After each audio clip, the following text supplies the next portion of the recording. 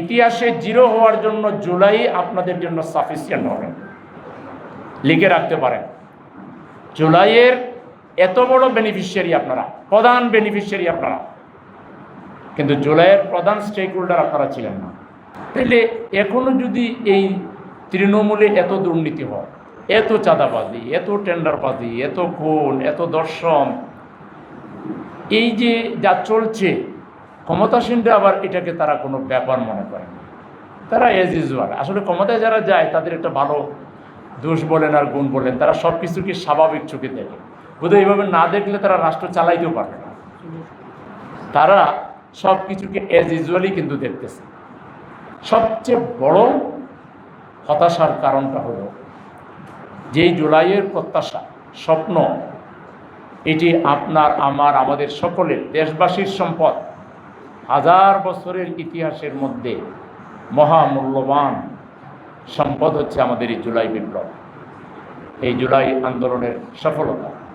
কথা ছিল নির্বাচিত সদস্যরা তারা প্রথমে পার্লামেন্ট মেম্বার হিসেবে শপথ নেবেন না। অনুচ্ছেদ ৮ তফসিল ১ যে কেউ বের করে পড়তে পারেন, আপনি ইয়েতে সার্চ করলেও পাবেন, গুগলে সার্চ করলে পাবেন, এখনও সার্চ করে দেখতে পারেন। অনুচ্ছেদ ৮ তফসিল ১, যে এখানে যারা এমপি হবেন তারা প্রথমে এমপির শপথ নেবেন না, তারা প্রথমে নেবেন সংবিধান সংস্কার পরিষদের শপথ।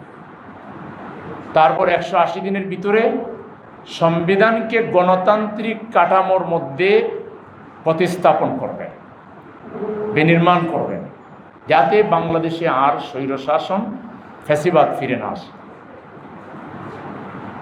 এইটা ছিল আমাদের ভোটের জুলাই সনদের অন্যতম অঙ্গীকার ছিল, এটা যে সংবিধানকে একটা গণতান্ত্রিক রূপে তৈরি করা হবে এবং আরও কিছু সাংবিধানিক সংস্কার যেগুলো মেইন, যেমন বিচার বিভাগের সংস্কার, বিচারক নিয়োগ, আলাদা সচিবালয়, এই কথাগুলো এই রানিং সরকারি দল যারা, তারা যে কত সেমিনারে, বক্তব্যে, কত জায়গায় তারা মায়া কান্না করেছেন যে হায় হায় একটা স্বাধীন বিচার বিভাগ দরকার। যখন কোর্ট রায় দিল আর গোটা জাতি বলল, তখন এটার বিরুদ্ধে আপিল করে এটাকে থামিয়ে দেওয়া হলো। তাইলে এই যে ক্ষমতাসীনদের কথা এবং কাজের যে এত ব্যবধান, আমাদের তরুণ সমাজ শিখবে কি এদের কাছ থেকে? রাজনীতিবিদদের কাছ থেকে কি শিখবে? মিথ্যাচার, ওয়াদাভঙ্গ, প্রতারণা। আশার আলোটা কোথায়? তাই জুলাইকে নিয়ে এই ধরনের দামাচাপার আচরণ, এই ধরনের প্রতারণামূলক আচরণ, ডাবল স্ট্যান্ডার্ড আমরা মোটেই প্রত্যাশা করি নাই, কিন্তু সেটাই হয়ে গেল। বিসমিল্লাহ গলদ হয়ে গেল। আমরা সরকারকে দাবি জানাবো, এখনও সময় আছে, আপনারা কামিং পার্লামেন্টে অথবা একটা স্পেশাল পার্লামেন্ট ডাকেন, ডেকে সংবিধান সংস্কার পরিষদের শপথ নেন এবং জুলাইয়ের বিষয়টাকে নিয়ে কোনো বিতর্ক তৈরি না করে 100% মেনে নেন।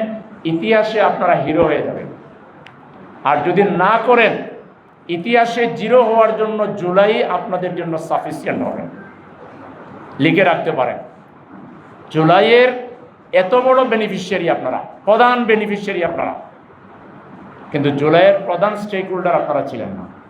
আপনারা অন্যতম স্টেক হোল্ডার থাকতে পারেন, হতে পারেন, প্রধান স্টেক হোল্ডার ছিলেন না।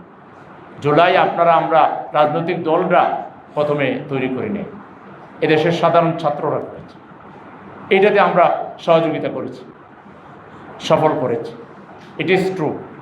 কিন্তু এখন প্রধান বেনিফিশিয়ারি হয়ে আপনারা এটাকে নিয়ে যেভাবে ডানাই পানাই নানা ধরনের সিনেমিনে খেলা খেলতেছেন, এটা আপনাদের ভবিষ্যৎ রাজনীতিকে অন্ধকার করার জন্য একটা পয়েন্ট যথেষ্ট।